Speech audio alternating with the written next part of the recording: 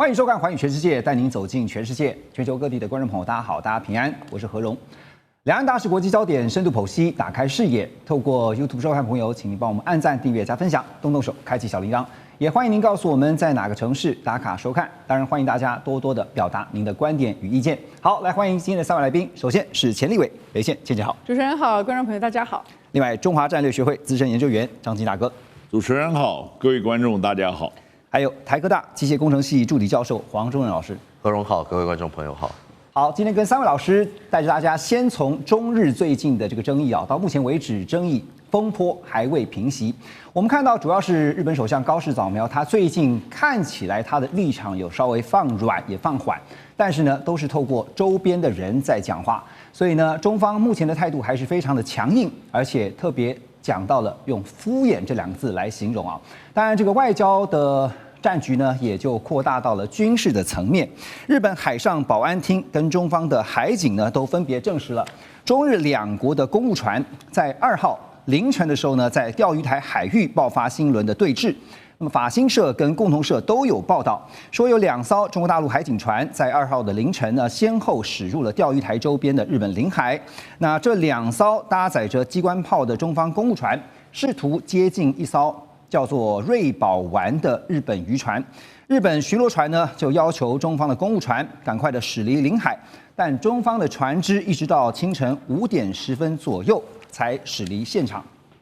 当然我们知道钓鱼台海域一直都是中日双方很熟悉的这个冲突海域啊，因为都互相的在领土的部分各有坚持。那当然呢，这个也可能是针对高市早苗发言的后续动作。有一个最新的统计啊，显示2024年大陆的海警船，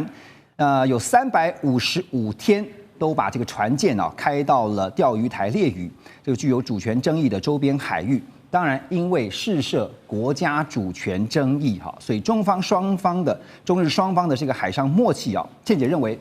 目前在这个态势下，双方各自可能会采取什么样的立场？还有就是在海上万一遭遇了，我们常常讲说有 rules of engagement 这个遭遇的准则又会是如何？您怎么看？首先说呢，这一次在钓鱼台海域的事情跟前面2个都没有关系啊。因为海上遭遇准则是在那种未经通知意外遭遇的时候的准则，就是说你们刚好碰上了。那到时候要怎么处理？但是在钓鱼台这里呢，你看双方用的语言，一边用的是海警、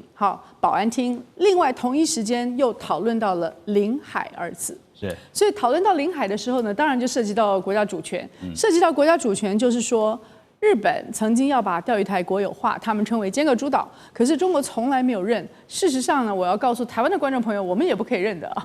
我们不能认钓鱼台是日本的主权。那么如果说用领海2字呢，是说这是我主权所有的，无论是12海里或是毗邻区的24海里，它都是跟着领海基线、跟着主权来走的。那现在大家其实已经上升到了某一种情势的对峙，那这个对峙呢还没有进入灰色地带。那张进是战略专家，他很熟，但是他的表态是明显的。那么当然，因为高市他讲的话呢，涉及到4条断层线。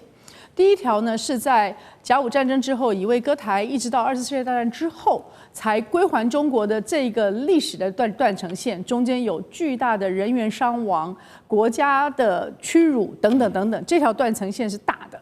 那第2条断层线呢，就是战后秩序的断层线。那现在无论是在钓鱼台，或者是最近在讨论的琉球，都是这条战后秩序的断层线。是，因为战后秩序最重要的就是在联合国宪章的时候，它是一个和平宪章。那当年我们是由顾维钧第一个签字的。那这个和平宪章中间有例外条款，就是敌国条款，最近讲的比较多，107条、53条、77条。也就是说，战胜国跟战败国，就算是我们要努力去推动和平的时候，对于战败国还是有一定的约束。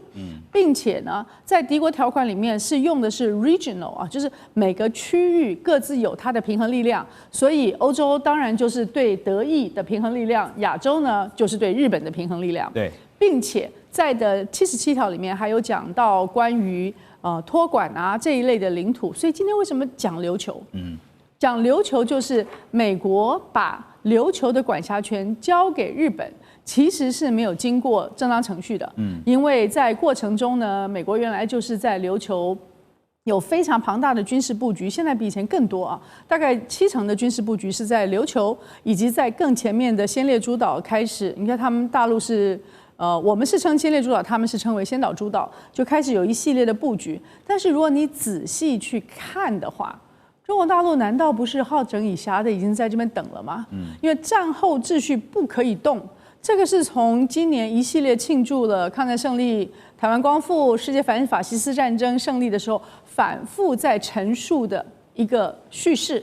到了93阅兵的时候呢，更具体的亮剑。到了11月7号之后，你看他现在一开头的动作是什么？今年夏天的时候的动作还是辽宁舰、山东舰穿过宫古海峡，穿过台湾南部，进入了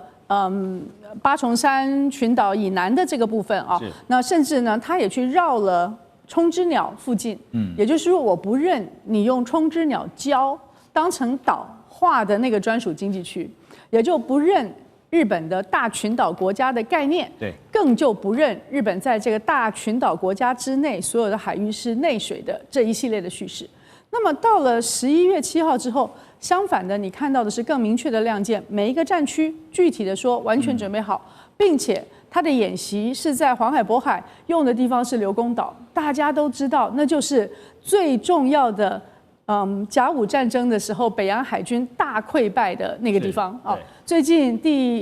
据说已经找到了定远舰的残骸，或者是它的留下来的这个船。那么定远舰当然就是在当时的旗舰舰，是从德国买来的最庞大的一条战舰。所以在刘公岛的演习，就是告诉你我们没有忘记1894、1895。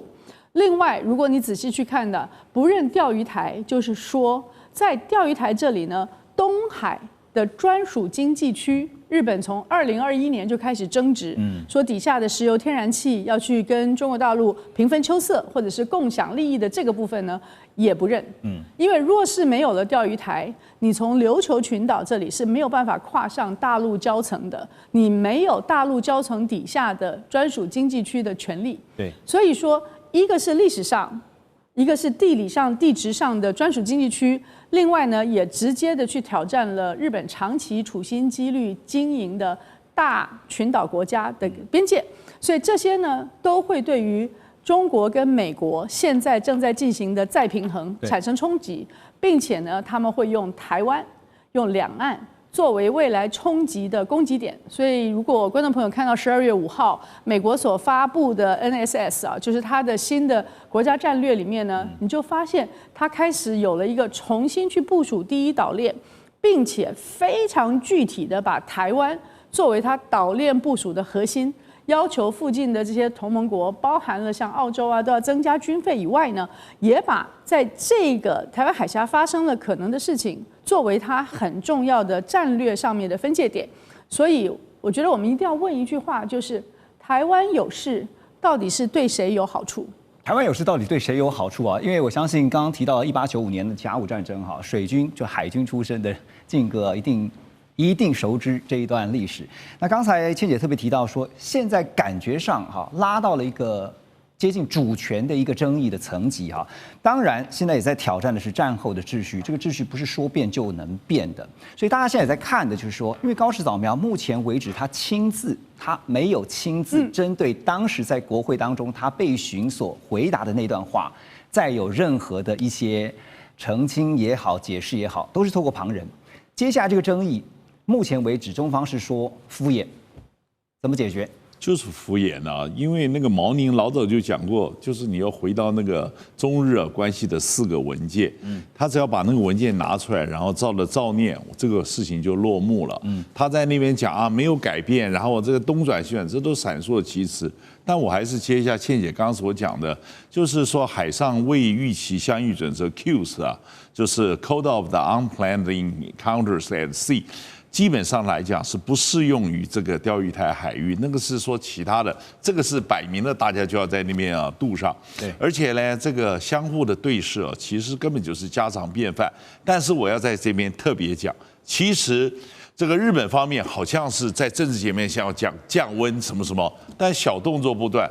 你看看那个上面写了“瑞宝丸”3个字，请问一下，我们有多久没有听说什么日本渔船跑到这个叫做这个钓鱼台海域？因为日本那边的渔业政策就跟你讲不要乱进去，所以这个根本就是套好招，然后进去，然后这个故意好像说是这个叫做这个以前人家讲就是说。这个捉贼的先喊捉贼，然后派一个渔船，好像是一个叫做受害者。但事实上，你今天回去翻去记录，什么时候有日本渔船到这儿？这是个争议海域，而且他们一再讲不要到渔船。那个这时候突然冒出个渔船，你看看就是怎么样？所以呢，这些东西要去处理，其实都有它一定的这个叫做您刚刚讲的这个它的有很多的这个准则、行为准则 （rule of engagement）， 它基本上要分成2部分，一个是禁制事项 （restraints）， 哪些事情你绝对不能做；另外一个叫 constraint， 哪些事情你一定要做。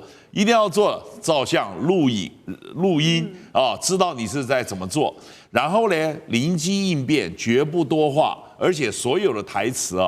在中国大陆这个所有的台词基本上来讲都是照着有个本儿，然后按着这个念。你知道，绝对不会去乱扯名词，因为美国海军乱扯不一堆名词被人家录音出过了好多事。那但是日本呢？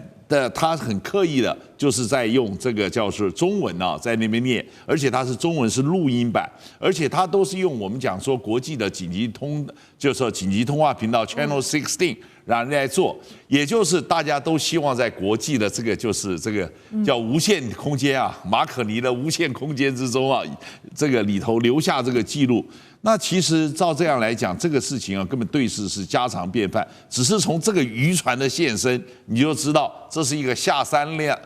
就是说低层下三滥的比较拙劣一点的手法了，他的意思。对，因为你有多久没有听到渔船出现？怎么在这个时候就出现了？对，你看嘛，这就是存心弄出来，然后故意在那边好像我们是受害者，要找事。这日本人这个演的这个戏这个一下就被揭穿了。现在这个风波还没有平息而且短期看起来，如果日方的这个坚持，我们讲说是坚持呢，那接下来呢，中方这边也讲得很明白，就是工具箱里面还有很多的工具，其中还包括了稀土这张牌所以讲到了稀土的部分呢，产经新闻呢最近也报道了，他们说呢，日本的自民党参议员就是近畿大学的客座教授叫青山繁晴他指出说，日本呢他们在南鸟岛的近海这边也有稀土的资源。那这个位青山繁晴他表示说，根据日本政府在南鸟岛近海调查采集的稀土泥这个纯度大约是中国大陆的陆地稀土的20倍，就纯度很高，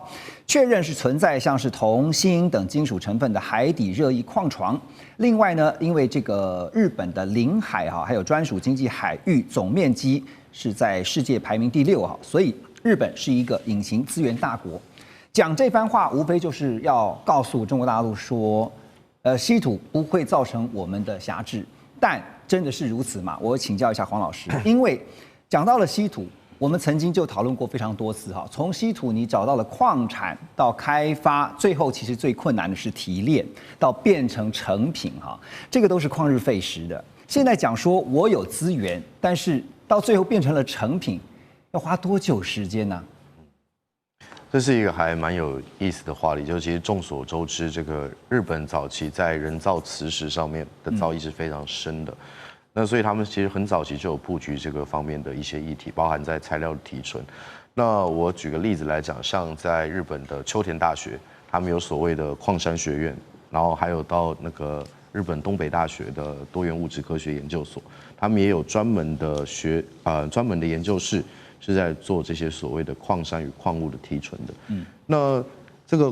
稀土它其实最大的难度就是在于说，如何有效的把这些它的原子重量非常接近的元素把它分离开来，并且有效的把它利用到我的材料上。就资源跟材料这个一体两面的事情上面，我相信日本他们在基础科研上已经有了非常多年的琢磨，以及有非常深厚的基础。就其实像这几个研究所，他们光是从产业，他们其实不只做日本国内，包含到南非到各个地方去做相关的一些矿物回收，其实也是做得非常的多的。但时间上面会不会花很久？对，我觉得保守上来说，就其实因为稀土泥，其实我们在讲到稀土泥的时候，重点不在于日本的提纯技术到底好不好，其实最主要是它的开采成本会到多少，因为它并不像是我们陆地的开采矿山一样，它今天必须去架一个我到深海里面去开采这个油泥的过程，那这个其实才是最需要花时间的一个技术突破，因为你说在深海里面去架一个有效开采的一个基地，还要建制花这个时间，我们简单估计一下，可能3到5年。我还要去日本，他们行政单位一定会审慎评估，光是我提出提案，然后到开始执行到完成，保守估计那就5年吧。那5年后，好，哪怕日本在提纯方面的技术很好，那可能这个东西来它的状况也是不太一样的，保守估计在2到3年。所以其实我觉得这个时间在5到10年内是。可能会花到5到10年左右的时间，而且在能源的部分呢，最近日本也一直不断强调所谓的可燃冰哈，就说已经开发出可燃冰，但是顺利进到这个产业的供应链，还是那个问题，时间的问题，怎么看？这也不是说日本发展出了可燃冰，应该说他们发现了很多可以开发出可燃冰的应用。OK， 那这可燃冰这个东西是什么？它其实就是甲烷的水合物，它其实就把天然气然后镶嵌到像冰块一样的晶格结构里面，用水去包覆它。就在烧的时候，感觉好像我在烧一个冰块，好像我在烧一个冰块。那讲坦白的，其实可燃冰大家都很预期，希望它可以取代目前的传统石化，但是实际上难度有啊。很期待这件事情能够发生嘛。但是你看新能源像各种不同方方面面的在竞争。我不觉得现在热点是放在可燃冰这个上面，它是一个很好的议题。对，但是目前是否顺利进入产业供应链，我想应该是还没有的。所以听到日本这样的说法哈，当然无非是要强调自己手上也有牌，但是就像是我们常常提到的是，你的预期是一回事，你的期待是一回事，可是实际的现实又是一回事。我们休息一下，马上回来。好，回到节目军事方面，还要来看的就是呢，根据路透社最新的报道，他们引述了4名知情人士还有情报的报告，他们说呢，中国大陆呢正在东亚的海域部署大量的海军舰艇以及海警船，最多一度呢这个数量超过了100艘的船只啊，是北京最近以来，而且是到目前为止呢看到最大规模的海上武力展示。船舰集结的范围涵盖了黄海，还有南部的海域，包括像是东海啊、南海啊、北太平洋啊，就整个太平洋的海域的。但更奇特的就是说呢，这次解放军呢并没有正式宣布任何的大型演习计划，所以呢，现在看到在不同的海域都部署了大量的这个船只啊。那其中还看到有航母打击群，但我们知道，其实航母打击群一般的配置通常都是。最主要的就是一艘航空母舰，然后再加上旁边的导弹巡洋舰啊、驱逐舰，还有攻击型的核潜艇啊。因为你可以看到是水上也好，水下也好，它是一整个舰队群。另外，当然就是补给舰啊。所以大概怎么样这个规模，一个航母群就是10艘，差不多是一个标配。可是这次大举的出动跟集结啊，想问庆姐怎么看这个战略意涵？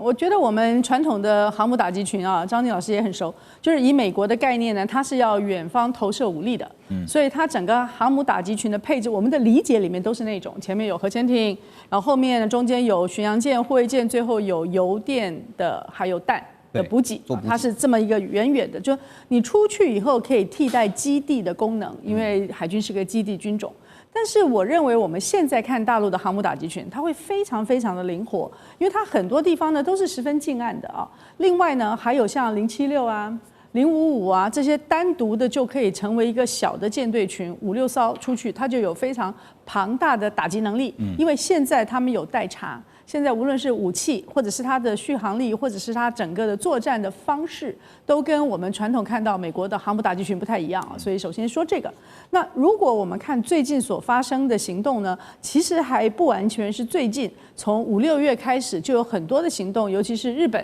它发布了很多，就是中国大陆在整个太平洋海域的各种行动，像我刚才所举的辽宁号跟山东号呢，分别的穿过了第一岛链，进入了西太平洋啊，就是由日本所发布的。但是在11月7号之后呢，你还会发现，它不但是传统时常走来走去的那些国际水道在走，它11月7号之后第一个先过的就是大屿，就是从宁波出来进入西太平洋最近的一个海峡。那么另外呢，常常走来走去的宫古海峡，或者是其他的这一类，都是我们在美军它所布局里面非常重要的地方。美军的布局包含了在琉球跟仙岛诸岛这一部分的布局，大概有70%的美军，但是在日本的本岛部分呢，还有非常庞大的海军基地、空军基地都有。所以现在你可以看到，当中国大陆的这个军舰，它很容易的穿过了第一岛链的这些原先给它的局限，也是最近我再提一次，12月5号美国的 NSS 里面所希望重建的一条界限啊。可是中国大陆很轻易的通过的时候呢，你就必须要重新去想，万一在西太平洋有战争的状态的话，它会是个什么形式，并且。我觉得最容易理解的就是美军的船舰时常在我们周边走来走去，它也没有发布演习，它只要去符合了在海上航行的各种规则，包含了国际法里面、海洋法里面你的领海领土的规则、专属经济区的规则，或者是 ADIZ 的规则的话，它只要符合这些规则，难道不可以自由航行吗？所以西方如果说没有说演习，那么显然的就是用另外一种标准来看解放军的行动。但是解放军虽然没有宣布是演习，它有没有军事亮剑的意味呢？当然是一定有的，因为这个亮剑就是要让美国跟日本要仔细去思考，美日安保中间，如果日本介入了跟中国大陆剧烈的军事冲突，美国是不是有防卫的义务？那美国如果加入战局的时候，从琉球这一带一路到台湾，这整条线上，美国也要想一想他在这里的军事部署。所以最后大家还是要问一问，台湾有事到底是对谁有利？目前看到12月5号的 NSS 来讲呢，是美国很希望在亚洲有一个力量能够继续的我们不要用那么激烈的词啊，就是继续让中国大陆留在某一个区域里头。好，那这是一个最和缓的词了。那但是这个计划里面，在日本高市的作为，包含要突破和平宪法、宪法第9条，突破非核三原则等等等等呢，有没有默许、默认，甚至某一种私下的鼓励？那如果有的话，中国大陆现在的上百艘的船舰在刘公岛的演习呢，就是让美国也重新想一想。若是你真的继续的默许、默认，甚至某种程度的鼓励的话，那么当日本有事的时候，美国有没有事？对，记者提醒得很好，到今天为止已经讲了2次了，就是台湾有事到底对谁比较有利哦，这是一个值得大家思考的问题。那当然，刚刚讲到说，其实大家都在划线。可是，如果按照同一标准来讲的话呢，其实我们也常知道哈，就是说航母的这个打击群啊，请教这个靖哥，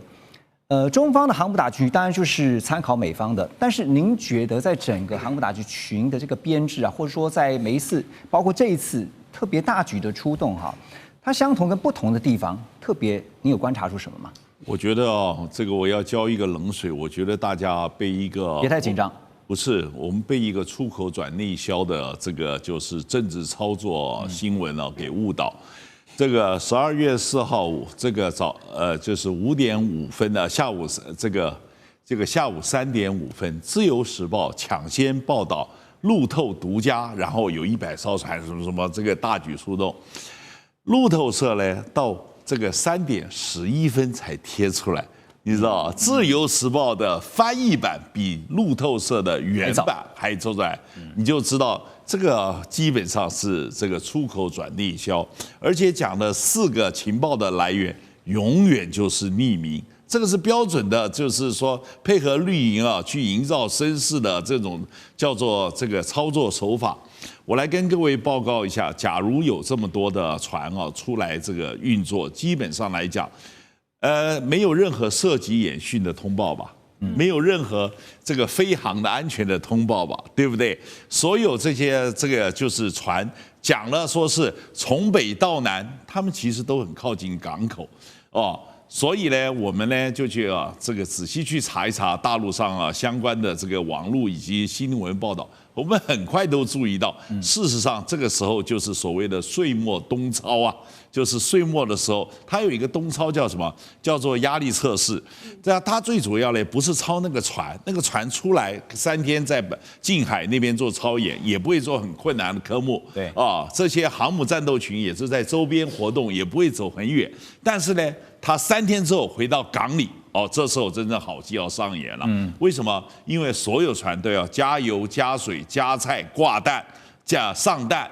然后呢，有这个驳船要用这个吊杆船去吊放精准的武器，去一个一个那个就垂直发射系统，有战略核潜舰要回来要装那个核导弹，然后呢，前面的鱼雷还要有这些那个码头上川流不息跑的运弹的卡车，然后运水车、运菜车，光是一个榆林军港或者三亚基地那个地方对外采购的那个地方，那个几乎在网络上都可以看得到。对，所以我就讲基本上来讲，这个就是完全的媒体操作，就是在那边制造恐慌而已。它就是例行性的演练了，而且对，这个是行之有年的。对。而不过这一次看到说，在这个外电的报道上面说他从空中拍下来那个空照，说什么卫星的空照非常清楚的显示整个舰队的这个航行的路线，还包括抄得很清楚那我们要说的是说科技层面请教一下黄老师，因为提到了这个卫星最近大家也在讨论的就是从卫星、火箭什么太空探测一直到这个太空资料中心，未来大国之间的竞争绝对是跟科技有关，它一定是以科技作为底的。那太空领域特别提到了太空太空领域所需要的晶片，在晶片设计跟制造上面，它有特别跟一般我们所知道，就现在已经讲到说高科技的晶片还有什么特殊之处呢？我们讲了好几个月的那种高速运算晶片，这次我们终于来讲一点不一样的晶片了。那其实，在晶片上，现在基本上还是以那个 silicon 当做 base， 然后做非常多的元件。对，一系。是。那目前来说，还是说不同的使用温度上，可能会采用不一样的基板去做一些扩充。那我们先简单来说，在太空领域所需要的晶片，它跟最本质上跟我们现在要做的高速运算晶片最大的差异在于，它要的不是最先进的制程。他要的不是多快的算力，他要的是我10年、15年、20年，我放在那里，我不需要去动它，我要非常的稳定。其次是呢，这个晶片能够抵抗来自太空的一些额外的辐射或者一些影响，然后去持续维持它的稳定性。这是太空领域所需要的晶片在设计上的最首要的一个要求。对，所以其实就是回到那个材料科技比如说像我们以前像我机械工程系学到就是跟您一样学到就是做材料的，比如说耐热、延展。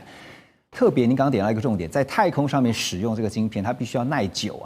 不然的话，万一故障的话，你光修不是像一般在地球一样。这个超级跑车，你到西藏高原还是犁牛拉货可靠还是得务实的，还是牦牛拉货才可靠。我另外一个问题念错字了，黄老师，因为现在我们也知道说，未来就是低轨卫星会越来越普及就是针对低轨卫星网络上面的可靠运算还有庞大的需求。那就这个部分的话，您所知道哪些企业已经在研发，甚至是开始当中可能是一个领先的地位？哪些企业是其中佼佼者？这个刚好这个是我的专长之外的部分。那我们可以回来讲讲低轨卫星的网络可靠运算这边重要的部分在于说，未来整个在不管是我想这个张哥可能更加熟悉，在不管是任何通讯协作上。你能够更快、更安定的达到别人的预期跟需求，这就是一个信息上的战争。你如果可以在这边取得领先，那这个会是一个非常好的一个战略效果。所以即便我不知道现在谁是佼佼者，但是我认为呢，太空科技是一个非常值得大家去深入了解。它不是太空科技不是只有我把一个火箭射上去就结束的事情，但是在做的这个过程中，其实很多公司它占有了一个很特别的地位，它并不是只有某家公司可以把这个做好，它是需要很庞大的一个产业链跟产业体系去把工作完成的。所以不管现在是美国也好，中国大陆也好，双方在这个卫星科技上面，尤其太空科技上面不断在竞争。当然，这个卫星有民用的，也有很多是军用的这个，但是黄老师刚才告诉我们，军用也好，民用也好，特别是军用。万一故障在太空啊，要修很困难，所以呢，耐用的材料才是关键。马上回来。